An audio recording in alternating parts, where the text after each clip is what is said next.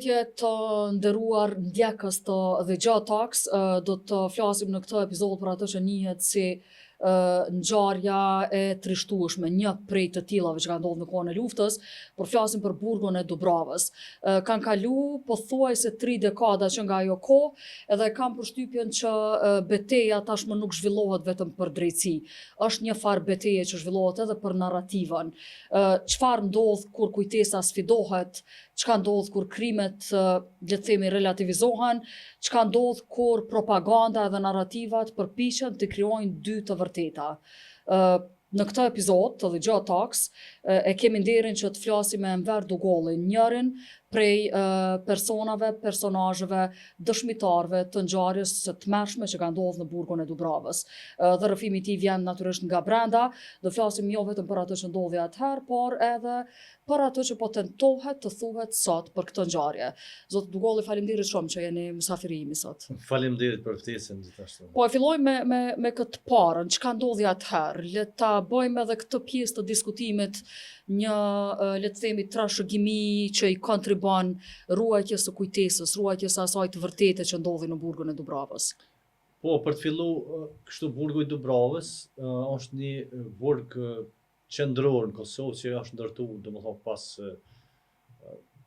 shumë kohë pas luftës së dytë botërore, pra është një ndër burgjet që shënon një farë kthese në trajtimin e të burgosurve, ndonse burg, prapse burg. Unë kam qenë i burgosur në vitin 1981 dhe atëherë bëja grevurije nga burgu i Nishit që të më kthenin në burgun e Dubravës. Paradoksi, tash në burgun e dytë, kur u arrestova me 27 janar 1997, u dënova edhe pasi u dënova me dërgu në burgun e Dubravës.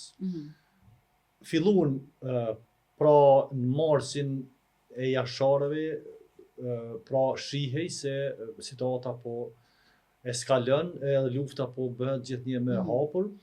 Edhe në prill të 97-s na morën prej burgut Dubravës, fillimisht burgosit politik që ishim, e me pastaj edhe burgosit ordiner dhe na larguan nga burgu me një vendim të ministrit atëhershëm drejtësisë, Dragoljub Janković, i cili thoshte ai vendim se për shkaqe sigurie po ju largojmë nga aty. Për shkaqe sigurie. Për shkaqe sigurie. Dhe na dërguan në përburgjet Serbisë. Për një vjet rresht isha në burgun, unë edhe një grup shokësh, ishim në burgun e Mitrovicës së Sremit, larg nga këtu, shumë larg. Dhe çka ndodh? Pasi fillojnë bombardimet, po ato organet të drejtësisë, po ata njerëz që na kishin largu për shkaqe sigurie, tash na mbledhin nga burgjet e Serbisë edhe na sjellin në burgun e Dubravës. Ju kthejnë në burgun që e konsideronin të pasigurt në atë kohë. Pasigurt, kur pasiguri kishte gjithandej, pra sepse bëhej fjalë. Po që ata e konsideronin, po. Bëhej fjalë për një situatë ku kishin filluar bombardimet e NATO-s, luftë kishte gjithandej, bombardime kishte gjithandej, por ata rrezikojnë edhe na sjellin pra në burgun e Dubravës.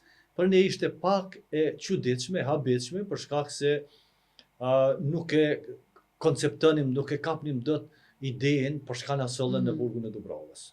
Por kjo del më vonë, kur fillojnë pra ato bombardimet, ato ekzekutimet makabër që ndodhen ndaj nesh, pra një plan i përpunuar në përpikmëri, i cili zbatohej madje edhe me pikë presje.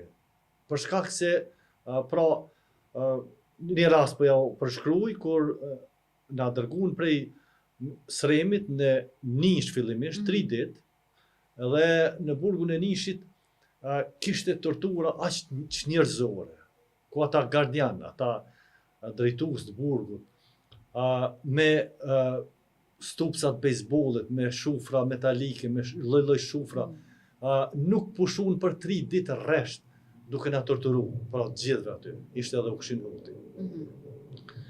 Dhe tash, ditën kur na dërgojnë në burgun e Dubravës, ndodhi një diçka e papritur. Aty menjëherë posa kalum për Orllatin, Lapushnikun, në mes Lapushnikut dhe Orllatit, një autoblind autoblind serbe, e ushtrisë serbe, hyn në mes 2 autobusave. Dhe Të autobusave ku ishi të vendosur një? Po, 3 autobuse ishin. Po në mes autobusit 2 dhe 3 hyn një autoblind dhe aeroplani NATO-s e godet atë në mes 2 autobuse. Autoblinden. Tash të ato ushtarët edhe policët që ishin ma tonë rrugës, do më thonë që ishin në përpozicione, ata fillojnë me pastaj hynë edhe dojnë ti ekzekutojnë të burgosurit që ishin lidh aty. Tash fillon një betejë pa barabartë, do më thonë, këta gardian që deri dje na torturonin për vdekje, tash u shëndrun në mbrojtës tanë, për shkak se komunikonin me ata ushtarët edhe policë që ishin të terrenit, u thonin aty ne kemi urdhën që t'i dërgojmë në një vend. Urdhën nga Miloševići. Pra, e zbatonin urdhën sepse këta që ishin të terrenit nuk dinin për gjë për urdhën, po këta që na përcillnin e kishin urdhën e plot. Pra, dhe na dërguan aty mish për tëp, e ekzekutun planin ashtu siç e kishin parashikuar. Jo dërguan në borg të Dubravës, mandej. Po. Çka ndodhi aty? Ka qenë masakre të mërshme, janë vrarë njerëzit, ka qenë, do më thonë, çush e kujtoni tash, çka ka ndodh nga kanë vështrimi tash, kur e keni, s'po them të lehtë, se nuk e besoj që këto ngjarje ndonjëherë bëhen më të lehta, po ndoshta e keni më të qartë pasqyrën e asaj që ka ndodhur në atë kohë. Ndëgjoj, unë kam lexuar dhe libra, kam pa dhe drama, filma artistik që përshkruajnë pak a shumë situatat e ngjashme që i dedikohen një periudhe të luftës së dytë botërore, mbase edhe më vonë në disa pjesë të globit, pra për historitë të ndryshme, të popujve të robëror, të burgosëve që i kanë ekzekutuar, si i kanë maltretuar, por nuk e kisha besu që në Evropë, pra në Evropë në shekullin 20, ndodh diçka e tillë. Ndodh në fund të shekullin 20, mund ndodh diçka e tillë, pra ekzekutim klasik, masakër klasike ndaj të burgosëve të cilët ishin duar lidh pa asnjë mbrojtje. Pra, po ndodhte diçka që nuk e kisha besu kur, nuk e kanë besu as shokët e mi që kemi qenë së bashku, por aja ishte vërtet. Serbia po ekzekutonte një plan morbid për shfarosjen e zhdukjen më dhunë të burgosëve shqiptarë. Një pjesë e planit në nivel vendi që ka pas. Po, por kjo ishte shumë ma e hapur dhe shumë e përgatitur në mënyrë specifike. Pra, ata u larguan kur ishin disa bombardime, të cilat bombardime edhe sot e kësaj dite janë dilemë se kush na bombardoi. Pra, a ishin avionët serb apo avionët e NATO-s. Edhe sot e kësaj dite ekziston dilema për shkak se e kam pa një material të atij viti, pra kur në State Department një zëdhënës i State Departmentit, por edhe një ushtarak, refuzojnë, ata e mohojnë faktin që kanë bombardu brenda burgut. Pra, që i bie se është për... Ka mundësi ta kenë bërë vetë. Ka mundësi ta kenë bërë vetë, ta kenë pregadit që në mënyrë që t'ja atribuojnë apo t'ja lënë fajin disi bombardime. S'kishën e para dhe as e fundit që ndodh me por ta. Me pastaj ta kalu në planin tjetër. Kur me gjasu bë kjo punë më e madhe edhe në media botërore, por edhe në informacionet e NATO-s e të aleatëve, ata fillun të zbatojnë planin klasik, pra tash ekzekutimet nga duart e tyre, pra nga karakolli, nga muret, edhe me pastaj hynin të maskuar, të armatosur gjërë në dhëmbë, njësi, pra elitare, krynin ekzekutime, kënë e gjendin, pra e shinin se cili që levizte apo që e kishin detektu pozicionin e tij, ata shtinin pa mëshirë, pra ekzekutime Sa klasike. kohë që drut në burgun e Dubravës, zoti Dugolli, përpara se t'ju kthejnë prap në Serbi, ju kanë kthy prap pas asaj kohe? Po, na kanë kthy. Dikun në prill, në prill, me 29 prill, dikun aty na kanë sjell në burgun e Dubravës. Të vitit 1999. 99 na kanë sjell aty dhe na kanë largu pra me 24 maj 99, pra që i bie jo tamam muaj, pra afër një muaj. Çka ndodhi brenda këtij muaji aty? Po fillimisht kishte një grumbullim, një koncentrim pazakon të burgosurve.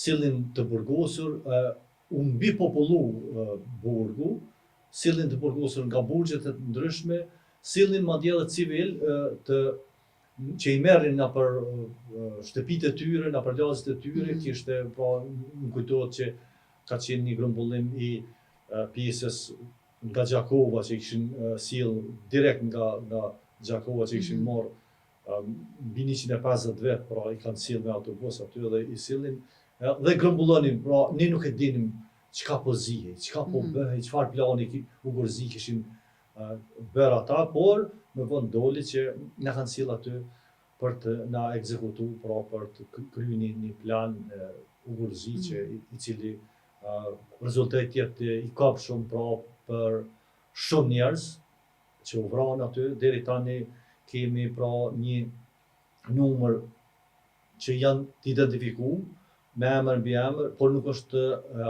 përfundimtar sepse mund të ketë edhe të tjerë. Pra 116 deri tani janë të konfirmuar që janë të vrarë, një është i zhdukur Ukshin Hoti, profesor Ukshin Hoti, ndërsa 184 janë të plagosur, pra randelet, pra edhe të tjerë të mbjetuar. Qysh ndodhi që jo edhe disa pak fatkeqësisht shpëtuat prej kësaj masakre, prej këtij ekzekutimi? Është krejt çështje fati. Asnjë lloj përgatitje e veçantë, asnjë e veçantë, krejt çështje fati.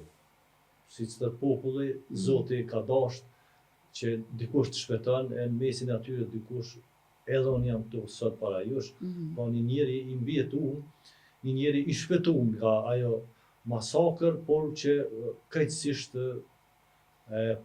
pa përgatitur, edhe sot nuk e kam idenë. A ka pas ndonjë komunikim kur ju kanë marrë, ju rikthy në burgjet e Serbisë?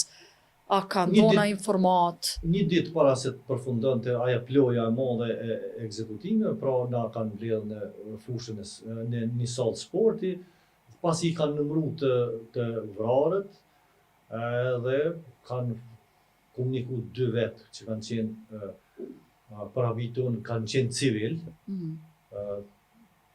flitej që ishin punëtorët e UDB-s nga PEA, ata nga PEA i njehnin, por të tjerët kanë qenë të maskuar, domethënë të uniformuar, të maskuar, nuk e heqnin maskat, edhe ata mas 2 ore diçka kanë na kanë komunikuar lajmin, kanë thonë që ma nuk jo prek askush, a nesër vinë autobusat dhe do t'ju largojmë nga këtu. Pra me 24 ndodhe ashtu, erdhen me autobus, të organizuar, na ngarkuan nëpër autobus dhe na sollën në burgun e Libianit. Po, a dihet se unë e thash që fatkeqësisht ka pas pak që keni shpëtu, po për fatin tam të keq nuk e kam një numër të saktë. A dihet sa njerëz kanë shpëtu në atë periudhë? Po dihet. Domethënë numri total i të burgosurve që na kanë grumbulluar aty ka qenë me shifra dikon mbi 950. 950. Po, hiç 117 që nuk janë, po mund të them se dikon mbi 700 kanë shpëtu. Po, 780 të burgosur kanë shpëtu. Ukshin Hotin e përmendet, a keni pas, jeni taku me ta në Po, jam Dubravës? taku, është momenti i veçantë, pra njohja me Ukshin Hotin, jemi njoft në burgun e Sremit, Mitrovicës e Sremit, atje na kanë bashku me thonë një javë para se na transferonin në Nishë, më pastaj në burgun e Dubravës, sepse këshillotin e kanë bajt të veçuar. Nga ne të burgosërit tjerë shqiptarë, që ishim me një pavion, ato ne e dinim që është aty në burgun e Mitrovicës së Sremit, por e kanë bajt të izoluar jo me ne, ka qenë me të burgosur serb. Dhe krejt para një javë para se të na largonin aty, një javë dhe ditë më shumë s'mund ketë, e kanë bashku me ne dhe ato kanë qenë ditët kur jam njohur personalisht edhe ne të burgosit të tjerë, shqiptarë që ishim aty, jemi njohur me Ukshinotin, kemi bisedu, kemi pak a shumë një shqetësim tepër të madh të Ukshinoti. Ai nuk tregonte sjellja e tij, fytyra e tij, mimikat e tij, se ka përjetuar njëri, ka përjetuar diçka tepër të rëndë, tepër të tmerrshme gjatë asaj kohe, pra sa ka qenë në burgun e Mitrovicës së Sremit. Edhe në burgun e Nishit ka pas një trajtim që njerëzor, pra të veçantë, kisha me thonë, gjithë kemi pas, po të veçantë me emër sa herë e torturonin, do më thonë ka qenë një torturë porositur kryesisht ndaj tij. Me pastaj në burgun e Dubravës, një ditë para se t'i skadonte pra afati kur ai do duhet lirohej, ata e nxorën në ditë vikendi, që ishte pa zakonshëm. Edhe s'dihet më që. Dhe nuk dihet gjë më për fatin e tij. E dim vetëm se me 16 maj erdhen, e morën, nuk e lanë, madje edhe të përshëndetej me secilin dorë për dorë, për shkak se ishim shumë, afër 100 vet ishim aty, por e di që vetëm momentin e fundit na ka përshëndet, shihemi shumë shpejt, jema mbajt fort, shihemi shumë shpejt, dhe kjo ishte përshëndetja e fundit me të, nuk e kemi parë. Ndërkohë jemi gati 30 vjet pas kësaj kohe për cilën po flasim. Qysh po e shihni tash, zoti Dukolli, për narrativat e kam fjalën kryesisht, apo mbahet e gjallë e vërteta, apo përcillet e vërteta, apo ka tentime për me ndryshu këtë të vërtetë edhe me servu një të vërtetë tjetër prej asaj që realisht ka ndodhur? Për të lidhur me këtë pyetje, sa përjetonim ato ekzekutime, atë masakër tepër që njerëzore që kryhen ndaj ekzekutime klasike, gjithmonë mendjen e kisha, po jo vetëm unë, a do të shpëton dikush e tregon botës çfarë po ndodh këtu. Edhe lutesha gjithmonë që të paktën një të shpëtonte, sepse siç kishte filluar aty, nuk i dihej fundi. Por ja që ne shpëtuam goxha shumë për të treguar të vërtetën. Dhe e vërteta për masakrën e burgut të Dubravës është e vërtetë e pamohueshme. Pra në mendjet, kujtimet tona është e njëjta, pra veç nga këndvështrime të ndryshme e tregojmë, por e njëjta është, sepse të njëjtat përjetime, të njëjtat vuajtje edhe shpirtërore, edhe fizike kemi pas gjithë. Dhe tash kur gati po bëhen, pra siç e thatë, 3 dekada, them se e çka duhet ndodh ma keq, më rënd për një popull, se sa mi përjetu masakrat të tilla, e ne ende sillemi në vorbullin e asaj narrative, çka bëri ky, çka tha ky, e nuk kemi arrit ende të bëjmë pra një padi institucionale për këtë masakër e shumë masakra të tjera. Nuk kemi arritur ende të sistemojmë, të bëjmë pra një libër të veçantë ku do të dëshmohej për atë masakër e për ato vuajtje. Nuk kemi arrit ende të kemi një film ku do të dëshmonim përmes artit, do të depërtonte e vërteta, e të prekte ndërgjigjen e njerëzve, jo vetëm të shqiptarë, por edhe të popujve të tjerë, pra. A kemi rrezikon shumë mungesa e krejt këtyre që i përmendët edhe plot të tjerave që mundën me u bo, a e rrezikon që të ba mendjen ndër gjenerata për cilën e informatës, a e rrezikon ndryshimin e narrativës, se derisa po flisni për filma, për shembull, më kujtohet çka bën Serbia nëpërmjet kinematografisë përveç mënyrave tjera të lobimit për me ndryshu narrativën kundrejt luftës që e ka bërë në Kosovë. Po, natyrisht që dëshmitarët po m'plakën. Dëshmitarët kanë vujtje edhe fizike, edhe shpirtërore, edhe emocionale. Prandaj e vërteta është tek ne, është e vërteta e dokumentume. Edhe unë po shpresoj që instituti tash që është rithemelu, ka arrit që të deponoj e të merr dëshmi nga shumë të burgosur, sepse ato janë dëshmi të cilat e tregojnë më së miri të fytyrën e vërtetë të Serbisë.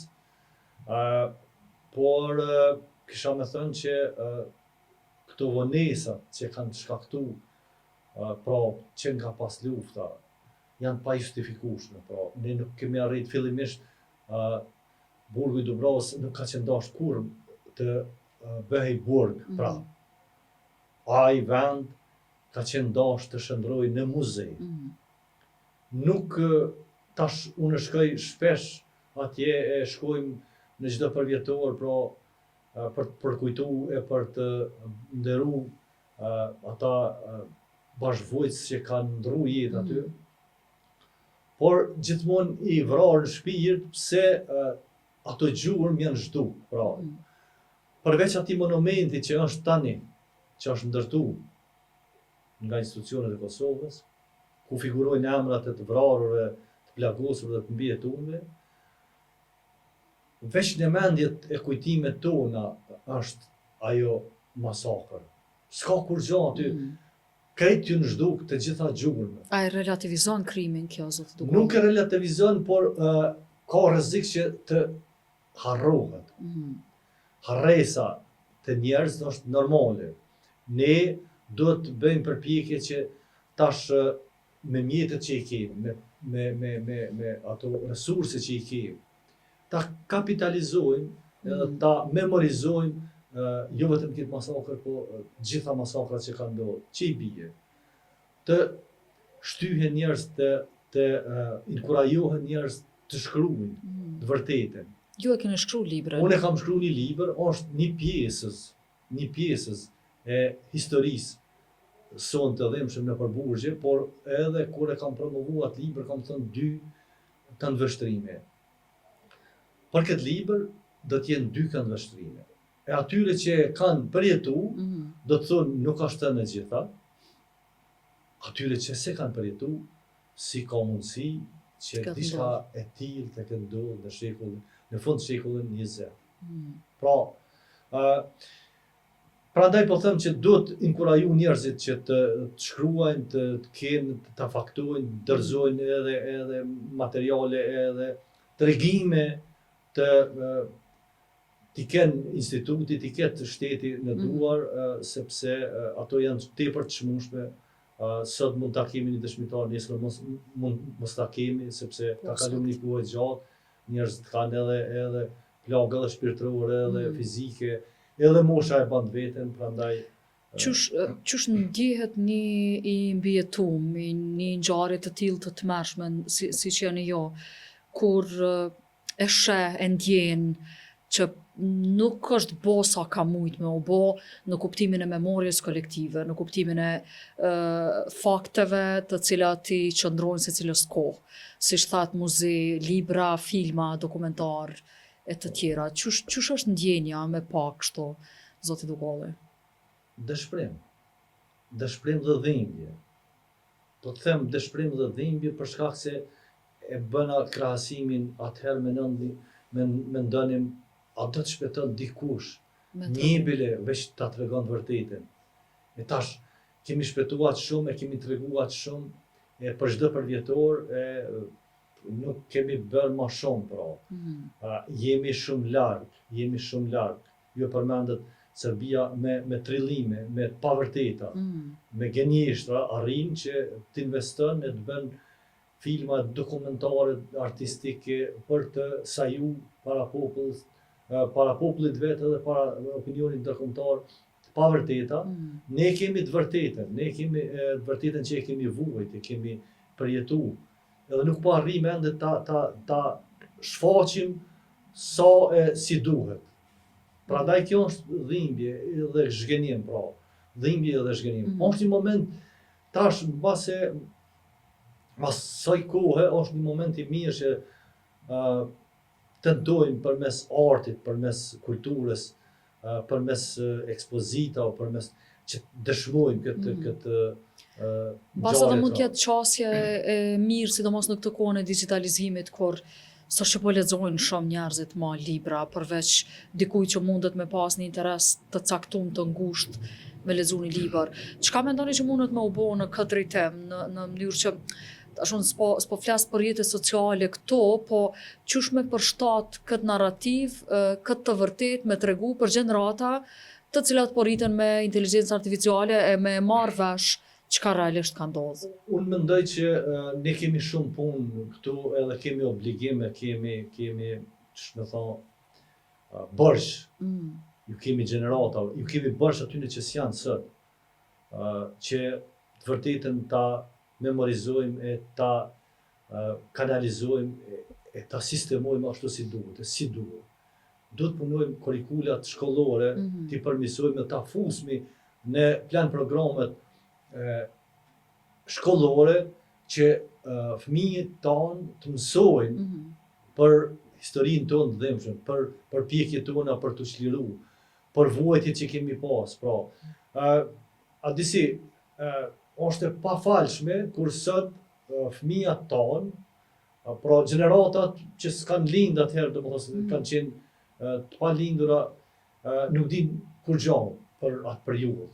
Apo thjesht din diçka që mund të kapin nga rrjetet sociale, që janë shumë sipërfaqësore, madje kanë herë edhe të dyshimta, sepse në rrjetet sociale mund gjesh gjithçka. Kjo ideja e narrativës, po. Por këtu është rreziku. Dhe tash një ditë më thirrën do studente fakultetit filologjik dhe më mirë dhe mirë që një profesoresh i kishte orientuar se ta bëjnë një volumtim për masakrën e Dubravës. Mirë dhe mirë, po do të ketë sa më shumë iniciativa tilla, studentet, nxënësit që të punojnë në mënyrë sistematike, edhe të bëjnë hulumtime, edhe ta dokumentojnë me narrativen e së vërtetës. Përndryshe, në këtë përvjetor, derisa diskutuam pak më herët para se të hynim në këtë emision, thotë që kam pas një shfaqje bazuar në librin e juaj për Dubravën, ose një film, diçka, çka saktësisht, çka po bën?